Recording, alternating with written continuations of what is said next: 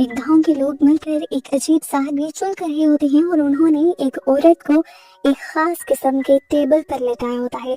वो उसे मारने की तैयारी कर रहे थे क्योंकि गांव वालों को लगता था कि वो ब्लैक मैजिक करती है। मारने से पहले ये लोग उसे बहुत ज्यादा टॉर्चर करते हैं, उसे कोड़े मारते हैं और फिर उसके जख्मों पर नमक और लीमू छिड़क देते हैं। वो औरत चिल्लाती रह जाती है कि मुझे मत मारो, अभी तक तुम्हारे गांव में जो अमन है वो मेरी ही वजह से है। लेकिन कोई उसकी बात नहीं सुनता और यहाँ एक शेमन के कहने पर उस औरत का गला बुरी तरह से काट दिया जाता है, उसकी बॉडी से अलग कर दिया जाता है।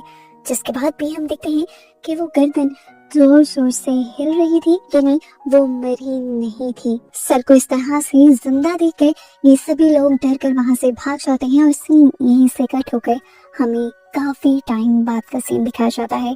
हम अलिन नाम की एक लड़की को देखते हैं शहर में, जिसके मॉम डैड मर चुके हैं और उसके डैड के ऊपर बहुत सारा कर्ज दावे था जिसे उसे उतारना है और इसी वजह से बहुत से लोग उसे तंग करते रहते हैं। लेकिन वो अब इनसे निपटना जान चुके हैं। वो यहाँ पर एक बोतल तोड़ती है और उन सबको अपने से दूर रहने को वार्न करके यहाँ से चली जाती है। लेकिन वो जानती थी कि ये मुसीबत इतनी जल्दी टलेगी नहीं। वो जब तक इनके पैसे नहीं देगी ये सारी मुसीबतें उसके पीछे चलती रहेंगी। इसीलिए उसने भी सोच लिया था कि वो जल्द ही पैसों का इंतजाम करेगी।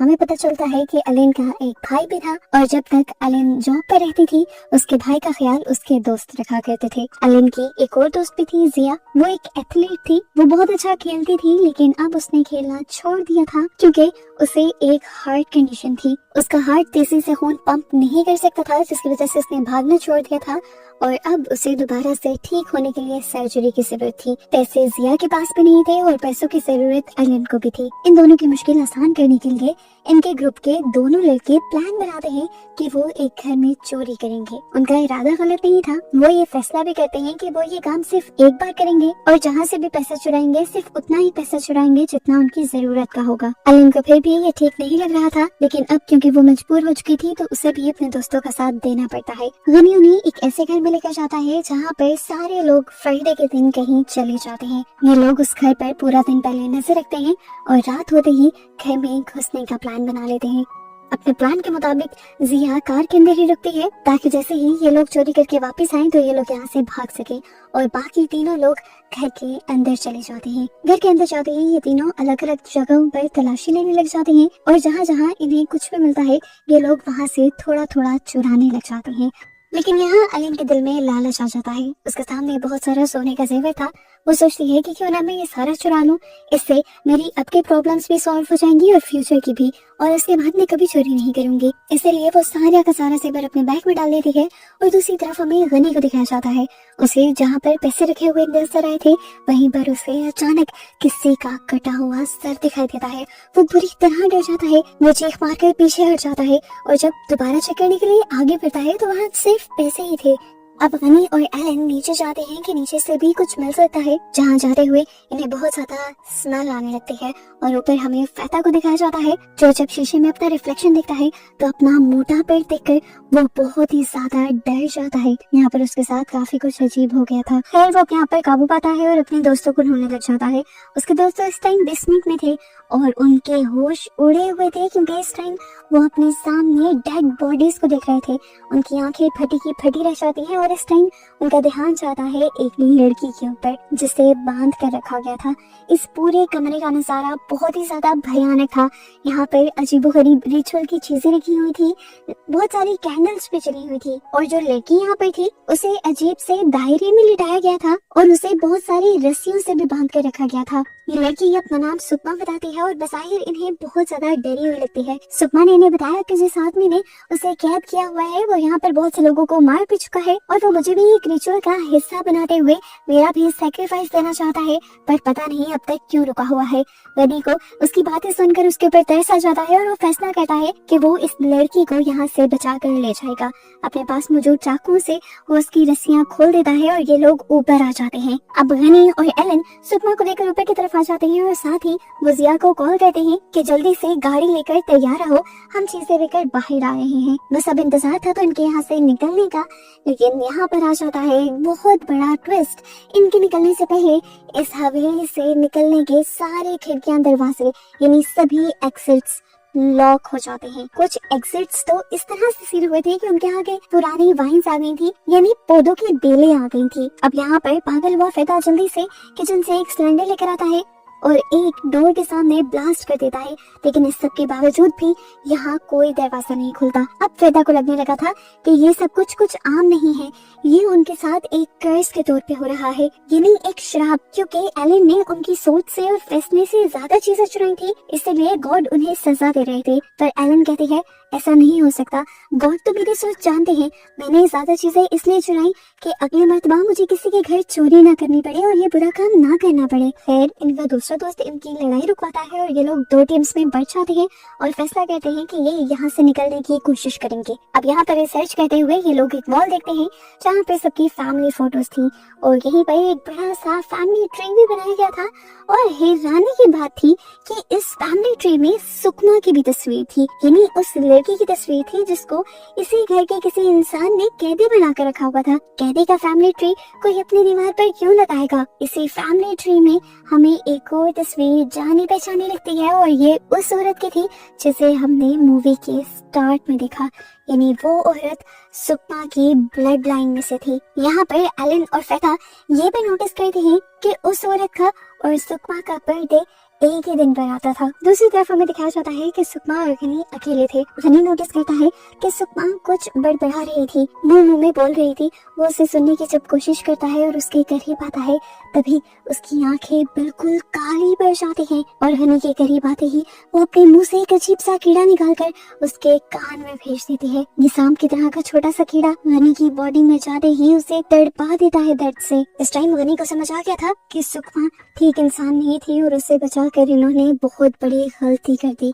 सुकमा भी अब इनसे अपनी सच्चाई नहीं छुपाती और अपनी असली डिमोनिक हालत में इनके सामने इन्हें धमकी देती है कि तुम लोगों को यहाँ नहीं आना चाहिए था और अब तुम लोग यहाँ से कभी नहीं जा सकते। उसकी बातें सुनकर गनी चिल्लाने लग जाता है और गनी के दोस्त भी उसकी आवाजें सुनकर उसके करीब जाते हैं। जैसे ही फिदा गनी के सामने जाता है तो यहाँ पे गनी की हालत बिगड़ने लगती है। उसे फिदा के अंदर सुकमा नजर आने लगती है, वही लड़की जिसने उसे दर्द में डाला था।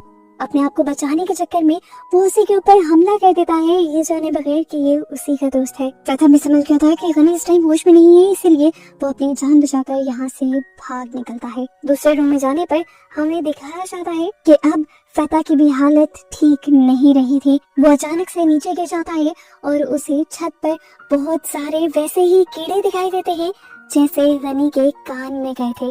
कोई चीज उसे भी पोजेस कर लेती है और वो होश में ही नहीं रहता, यहाँ तक कि वो अपने आप को ही मारने पर तुल जाता है, जिसके बाद छत पर दिखने वाले सारे कीड़े उसी के ऊपर गिर जाते हैं और आखिर ये होता है कि फिदा मारा जाता है। दूसरी तरफ हमें जिया को दिखाया जाता है जो काफी देर से बाहर इनका इंतजार कर रही थी, लेकिन जब कोई भी बाहर नहीं आता तो वो खुद वॉकी टॉकी लिए इस हवेली के दरवाजे के करीब आ जाती है।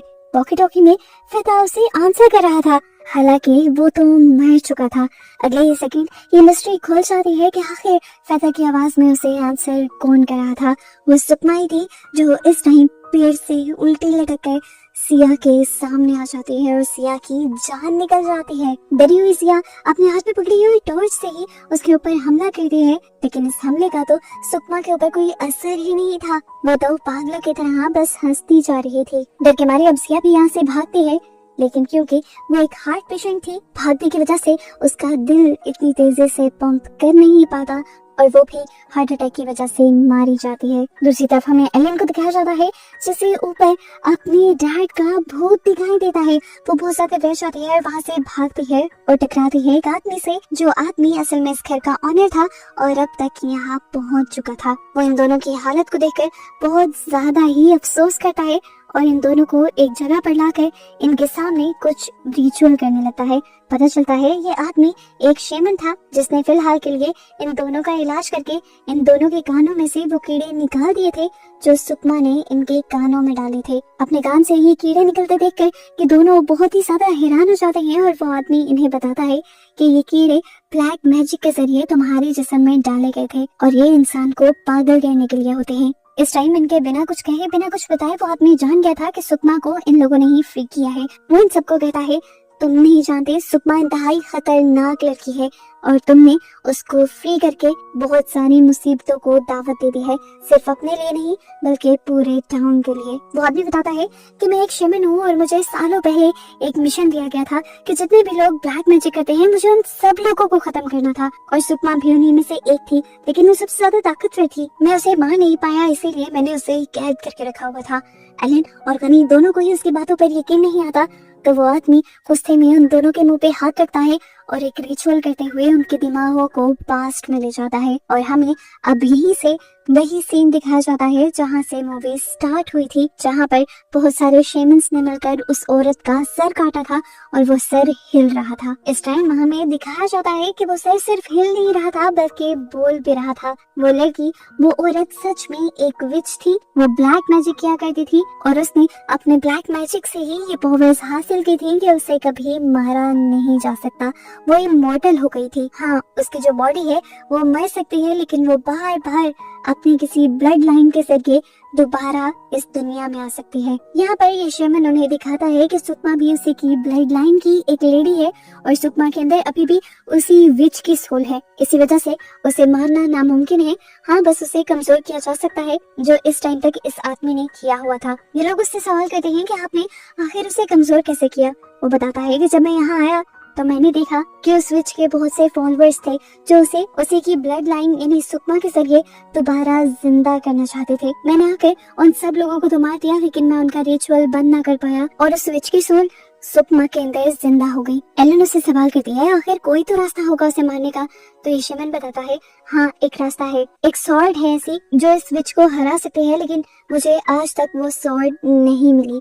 सॉर्ड की बातें करते हुए अचानक यहाँ पे बहुत जोरदार ज़लज़ला आता है और एलन और उसके साथ साथ गनी एक अजीबोगरीब दुनिया में पहुंच जाते हैं। ये दुनिया जैसे इस घर के नीचे ही थी। उस दुनिया के अंदर जाते ही हमें दिखाया जाता है कि एलन को कोई पोजेस कर लेता है और पोजेस करने वाला कोई और नहीं बल्कि वही शेमन था जिसे हमने मूवी के स्टार्ट में देखा, जो विच को मारने की कोशिश कर रहा था। और शेमन की सोल ने एलन को इसलिए पोजेस किया था क्योंकि एलन उसी की ब्लड लाइन से थी। और यहाँ पर ये बहुत बड़ा ट्विस्ट रिवील होता है कि उस विच को भी एलन ही मार सकती है। अब क्योंकि एलन को तो शेमन ने पोजेस किया हुआ था, तो शेमन जल्द ही एलन को उस सॉर्ड तक पहुंचा देता है और एलन बहुत ही आराम से उस सॉर्ड को निकाल देती है। सॉर्ड को निकालते ही दूसरी तरफ सुकमा को भी पता चल जाता है कि अब उसकी लाइफ का खात्मा होने वाला है। उस सॉर्ड के बाहर निकालते ही अचानक से वो सारी दुनिया गायब हो जाती है और ये लोग उसी रूम में आकर गिरते हैं जहाँ पर ये लोग पहले थे। यहाँ पर जल्दी से वो शेमन रिचुअल की तैयारी करने लगता है और इतने में हम देखते हैं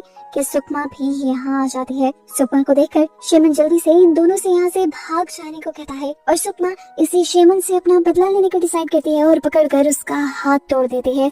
उसके हाथ से खून निकलता है और सीन और भी ज्यादा भयानक हो जाता है। बाहर हम भागते हुए एलन और गनी को देखते हैं। ये दोनों अपने दोस्त की लाश देखकर और भी ज्यादा टूट जाते हैं। इन्होंने आज के दिन में अपने दो दोस्त खो दिए थे। इस टाइम वो अफसोस करने बैठ नहीं सकते थे। अपनी जान बचाने के लिए वो आगे भागते हैं और तभी हमें दिखाया जाता है कि सुकमा यहाँ मरे हुए सभी लोगों को ज़ॉम्बीज़ बनाकर जिंदा कर देती है और फिर एलन और गनी के पीछे भगा देती है। यहाँ पर हमें दिखाया जाता है कि इनका दोस्त फेता भी ज़ॉम्बी बनकर एलन के ऊपर हमला कर देता है। एलन उसे मारना नहीं चाहती थी क्योंकि वो उसका दोस्त था। यहाँ पर हमें दिखाया जाता है कि इनका दोस्त फेता भी गनी के ऊपर हमला कर देता है। गनी उससे लड़ नहीं पा रहा था क्योंकि उसके सामने उसका दोस्त था, लेकिन ये तो वो समझा ही नहीं कि उसका दोस्त भी अब उसकी दुश्मन की पार्टी में है। दूसरी तरफ सुकमा भी बाहर आ जाती है और यहाँ पर एलन जो यहाँ से भागने की तैयारी कर रही थी, वो सुकमा को देखते ही गाड़ी उसके ऊपर चढ़ा देती है और फौरन गाड़ी से निकलकर गनी को बचाने के लिए भागते हैं। लेकिन अफसोस कि वो अपने दोस्त को बचा नहीं पाती और इतने में ही पीछे से सुकमा भी अपने आप को छुड़वा लेती है और दोबारा जिंदा होकर एलन के सामने आ जाती है। एलन के हाथ में इस टाइम वही सॉर्ड थी। वो इस सॉर्ड से सुकमा के ऊपर हमला करने ही वाली थी, पर सुकमा ने अपने आप को उसके डैड की शक्ल में बदल दिया। एलन अपने डैड के ऊपर तो हमला कर ना पाई और सुकमा ने उस सॉर्ड को पकड़ना चाहा, लेकिन क्योंकि वो एक होली सॉर्ड थी तो सुकमा उसे पकड़ ही नहीं पा रही थी। उसके हाथ से वो सॉर्ड गिर जाती है और एलन अब उस सॉर्ड को उठाकर उसके पेट में कई बार हमला करती है और आखिर उसका सर भी काट कर उसे मार देती है। आखिर वो विच सुकमा की बॉडी में एक और मर्तबा मर गई थी। अब तक के लिए फाइनली ये खतरा खत्म हो गया था, लेकिन हमेशा के लिए नहीं, क्योंकि सुकमा के अंदर जिस विच की सोल थी वो अपनी किसी भी ब्लड लाइन के जरिए दोबारा इस दुनिया में जिंदा होकर आ सकती थी। खैर, अब मूवी में टाइम गुजरता है और हमें दिखाया जाता है दोबारा से एलन और उसके भाई को। पता चलता है कि ये लोग वहाँ से चोरी कर वापस आ गए थे और उन चोरी किए हुए पैसों से एलन अपने डैड का सारा कर्ज उतार देती है। पैसे लेते हुए ये इंसान दोबारा उसे तंग करता है जैसे वो हमेशा से किया करता था, और अपने आप को बचाने के लिए एलन दोबारा वही तलवार इस्तेमाल करती है जो उसने सुकमा को खत्म करने के लिए इस्तेमाल की थी। इस तरह इस्तेमाल करने की वजह से उस स्वॉर्ड का वजन बहुत ज्यादा बढ़ जाता है और यहाँ पर वो शेमन आकर एलन को बताता है कि तुम्हें ये स्वॉर्ड किसी इंसान को इस्तेमाल करने के लिए नहीं दी गई, तुम इससे बस इवल को ही खत्म कर सकती हो और तुम्हें यही करना चाहिए। एलन भी उसकी हाँ में हाँ मिलाती है और इस तरह इन्हें दिखाते हुए ये मूवी यहाँ खत्म हो जाती है।